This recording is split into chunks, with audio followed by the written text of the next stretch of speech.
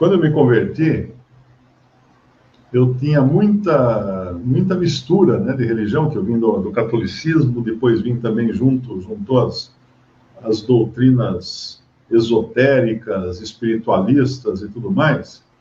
E tudo isso tem muita coisa material. A gente sempre pensa que é espiritual, porque é espiritualista, né? Você é espiritualista, mas tem muita coisa material. Bom, começa pelo catolicismo, com todos aqueles aparatos da missa e tudo mais, né? Que tem vestes dos padres, símbolos, cruz, tudo. Mas aí junta também as coisas do orientalismo, das religiões orientais, esotéricas. Então eu estava meio sem saber para onde ir. Eu tinha me convertido, então eu ficava vendo um programa de televisão evangélico. Nunca tinha ido numa igreja evangélica, mas tinha lá uns pastores que pregavam na televisão, geralmente de manhã, né, porque era horário de TV mais barato para eles. Mas não tinha essas aberrações que tem hoje.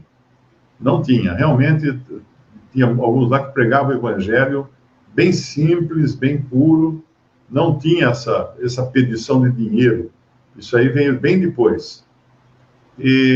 Mas eu me lembro que tinha, por exemplo, do cara falar assim, ó, põe a mão na tela da TV como ponto de contato que eu vou orar por você. E eu punha a mão na tela da TV, porque eu achava que devia ter alguma coisa que ia passar para mim além da estática da tela da TV, né? E outros falavam, coloca um copo em cima do seu televisor, que nós vamos orar agora por você, depois você bebe essa água, né? E eu chegava a pôr esse copo em cima da televisão. Hoje seria um milagre se eu conseguisse colocar o copo em cima da televisão. A televisão é mais fina que o meu dedo mindinho. Se o copo parar ali, realmente eu posso falar assim, esse pastor é milagroso, viu? Fez o copo parar em cima da televisão. Mas você vê como muda as coisas, né? Antigamente isso era o bordão da maioria dos pregadores de TV, era colocar o copo em cima da televisão. Hoje nenhum deles fala isso, claro, porque vai cair, quebrar o copo, vai molhar a televisão. Mas eu queria chegar num ponto aqui, que é o versículo, Mateus 8, versículo 14. E Jesus, entrando em casa de Pedro, viu a sogra deste acamada e com febre. Da passagem anterior, nós aprendemos que não existe distância para o Senhor curar alguém. Ele estava falando com o chefe do servo, ele não estava falando com o servo. E ainda assim ele curou aquele servo à distância. Porque se você analisar que hoje o Senhor Jesus está no céu e nós aqui na terra, toda vez que ele faz alguma coisa para a gente, ele faz à distância. Já pensou nisso? Ele faz lá do céu.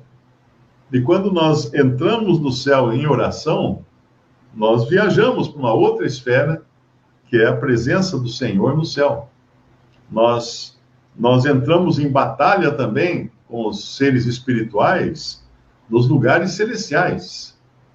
Então, nós já estamos fazendo trabalho à distância, né? Tu não pensa que trabalho à distância é coisa nova? Não é. O cristão já está aí há muito tempo se comunicando à distância, trabalhando à distância, guerreando à distância, porque nós vivemos no mundo espiritual, e ao mesmo tempo que no mundo material, mas também no mundo espiritual.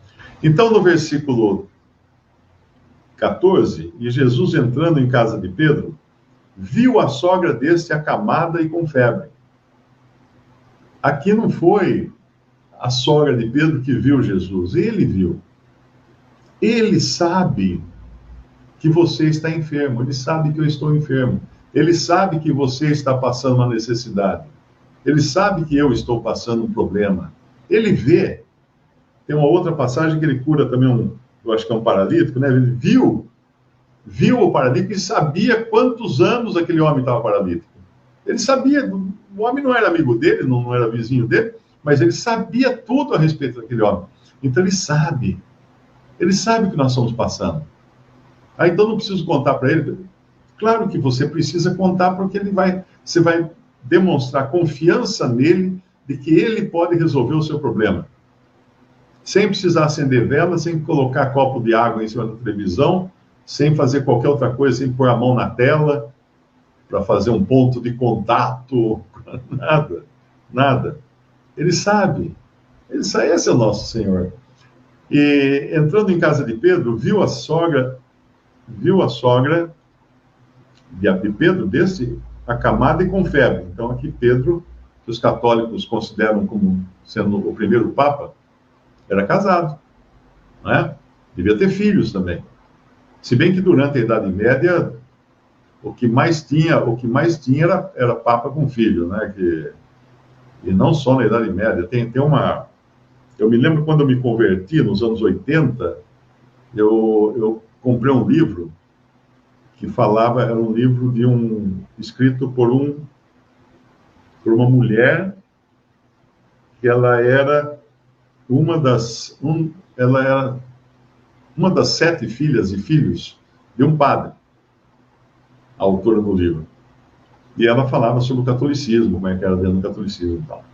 Mas então, voltando aqui, Jesus entrando em casa de Pedro, viu a sogra desse acamada e com febre, tocou-lhe na mão e a febre a deixou. Olha que coisa linda. Um toque do Senhor. Ele precisava tocar? Não precisava tocar também. Mas quando ele toca na mão dela, eu acho que ao mesmo tempo ele dá um recado. Por que eu estou te curando? E é o final do versículo. Tocou-lhe na mão e a febre a deixou, e levantou-se e serviu-os. Se o Senhor faz alguma coisa na nossa vida, se o Senhor cura uma doença, se o Senhor nos dá prosperidade, seja qual for o benefício que Ele nos traz, Ele tem um objetivo, que é servir. Servir o próximo e servir o Senhor. Nós não somos curados para aproveitar a vida, para poder ir no carnaval sem pegar Covid, para poder viver despreocupadamente com as coisas. Não.